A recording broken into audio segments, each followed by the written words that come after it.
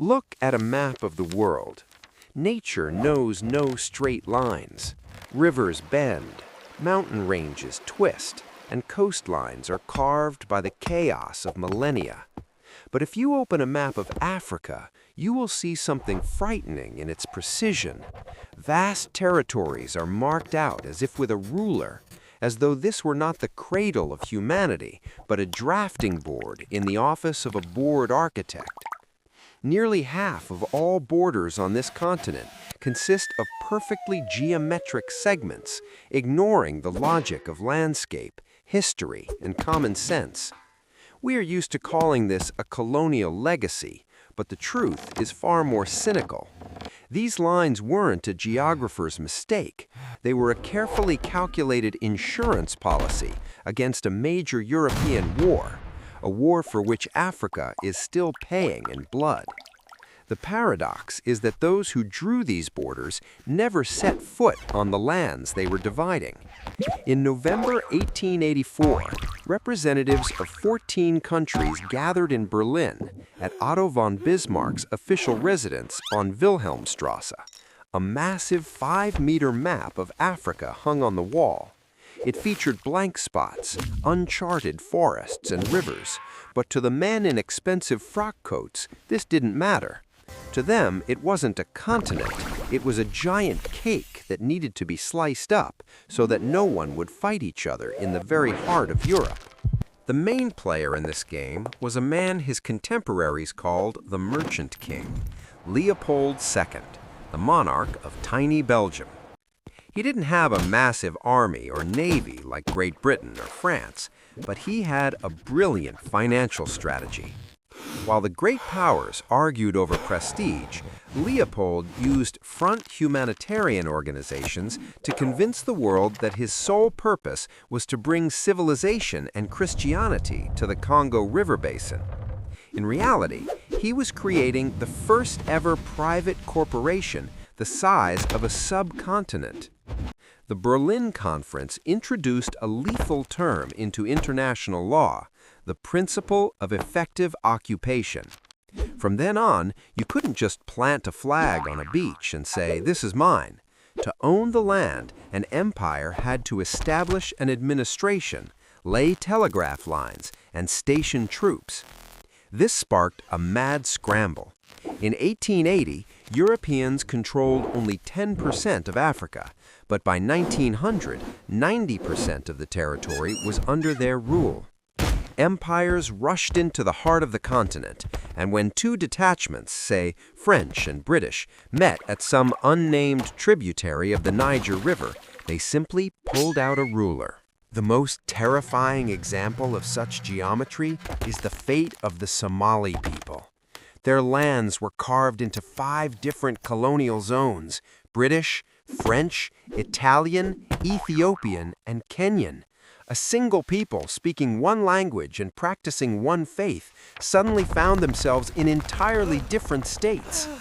Conversely, the British in Nigeria artificially grouped together hundreds of ethnic groups, including the Igbo, Yoruba, and Hausa, who historically had nothing in common but the border forced upon them. It was a ticking time bomb, planted beneath the foundation of the future world. Why weren't the borders defined by natural landmarks? The answer lies in saving time and resources. Exploring the jungle costs money and human lives. Why pay for an expedition to spend 2 years mapping the course of the Niger River when you can just draw a line along the 14th meridian right on paper? For the bankers in the City of London and the industrialists in the Ruhr, Africa was a collection of resources: copper, rubber, gold. Straight lines allowed for the rapid demarcation of spheres of influence, so investors knew exactly who to bribe to secure their concessions. But this logic had a dark side. In 1904, in southwest Africa, modern-day Namibia, the Herero and Nama people rose up in rebellion. General Lothar von Trotha, dispatched from Berlin, didn't just suppress the uprising. He methodically drove the people into the Omaheke Desert, cutting them off from water sources with barbed wire and patrols. a straight borderline was turned into the wall of a death row cell. It was the first genocide of the 20th century, executed with German pedantry and utilizing logistical schemes that would later be applied in Europe. When the wave of decolonization began in the 1960s, African leaders faced an impossible choice.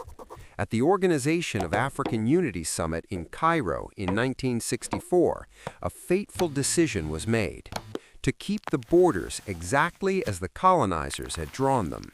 The logic was simple and cynical. Any attempt to redraw even a single line would lead to a total war of all against all. Leaders of the young republics, like Kwame and Nkrumah, understood that they were governing not nations, but random scraps of territory. Yet the fear of chaos forced them to cement the injustice.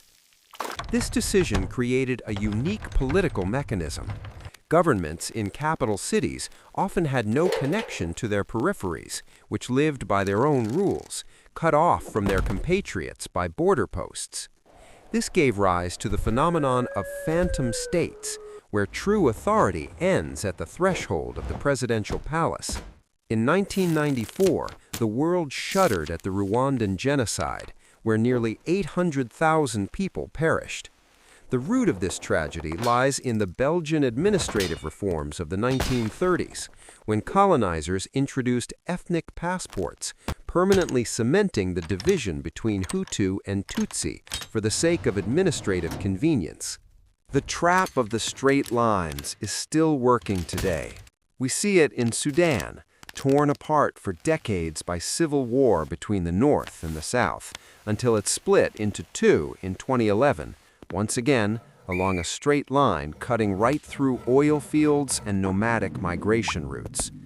We see it in Libya, where borders drawn by Italian cartographers failed to unite three historical regions: Tripolitania, Cyrenaica, and Fezzan. The great paradox of history is that what was created to prevent wars between the great powers turned into a perpetual engine of war for millions of others. Europe bought itself decades of peace by exporting conflict to another continent. Straight lines on a map are not just geometry.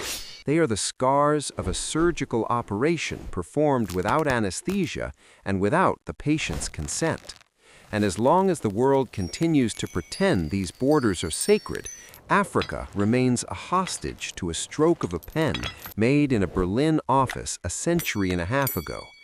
The great truth of history is that the simplest solutions often cost humanity the most.